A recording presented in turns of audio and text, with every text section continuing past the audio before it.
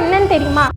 என்னடா புதுசா கேக்குறேன்னு பாக்குறீங்களா? லிமரிக் அப்படின்னா ஒரு கவிதை வடிவம். ஆங்கிலத்துல இருந்து உருவான ஒரு 5 வரிகள் கொண்ட ஒரு சிறிய கவிதை வடிவம். இந்த லிமரிக் அப்படிங்கிற இந்த வடிவம் தமிழ்ல குறும்பா அப்படின்னு அழைக்கப்படுது. தமிழ் நவீன இலக்கியத்தை பொறுத்த வரைக்கும் நாவல், சிறுகதை, ஹைக்கூ அப்படிங்கிற இலக்கியம் எல்லாமே வேறு மொழியில இருந்து தமிழ் மொழிக்கு வந்தது. அந்த வரிசையில லிமரிக்கும் ஒண்ணுதான். இந்த குறும்பா 20வது நூற்றாண்டுல ஆங்கிலத்தில இருந்து தமிழுக்கு மொழிபெயர்ந்தது. அப்படி மொழிபெயர்த்த அந்த கவிஞரோட பெயர் மகாகவி. இவரை தொடர்ந்துதான் இத கவிதை வடிவத்துல எல்லாருமே எழுத ஆரம்பிச்சாங்க. அதாவது முக்கியமான கவிஞர் எல்லாருமே எழுத ஆரம்பிச்சாங்க. இதோட இலக்கியத்தை நம்ம பார்த்தோம் அப்படின்னா, நான் முதல்ல சொன்ன மாதிரி 5 வரிகள் இருக்கும். அதுல வரி எண் 1, 2, 5வது வரி ஒரே ஓசையாவும், 3, 4 ஒரே ஓசையாவும் இருக்கும். ஆனா 5வது வரியை நம்ம பொறுத்த வரைக்குமே முதலாவது வரி தான் இங்கும் வரும். ஆனா காலப்போக்குல அதுவும் மாறிடுச்சு. உதாரணத்துக்கு நம்ம ஒரு கவிதையை பார்க்கலாம். ஐரோப்பா நாடுகள்ல மக்கள் எல்லாரும் ஒண்ணு சேர்ந்து மகிழ்ச்சியா இருக்கிற திருநாள்ல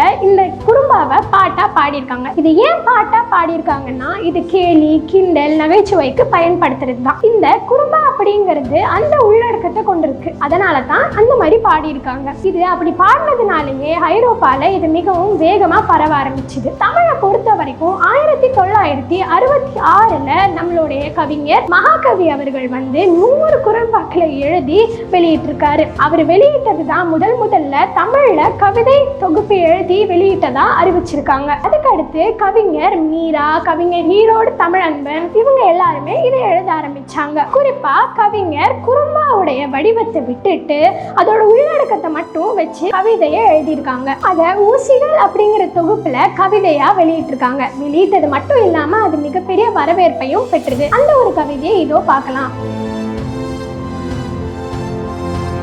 லிமரிக் அப்படிங்கிற வடிவமும் ஹைக்கூ அப்படிங்கிற வடிவமும் ஒன்று சேர்ந்ததுதான் லிமரைக்கோ. இது ஏன் அப்படி இருக்கு அப்படின்னா, இதோட குணங்கள் என்னன்னா, லிமரிக் கிட்ட இருக்கிற கேலி, கிண்டல், விளையாட்டுக்காக சொல்ற அந்த ஒரு குணமும், இந்த ஹைக்கூ கிட்ட இருக்கிற இயற்கையை பாடும் குணமும் இந்த லிமரைக்கோ கிட்ட இருக்கு. இதுல ரொம்பவே சிறந்தவரா இருக்கிற ஒரு கவிஞர் கவிஞர் ஈரோடு தமிழன்பன். இவர் எழுதிய ஒரு கவிதையை இதோ பார்க்கலாம்.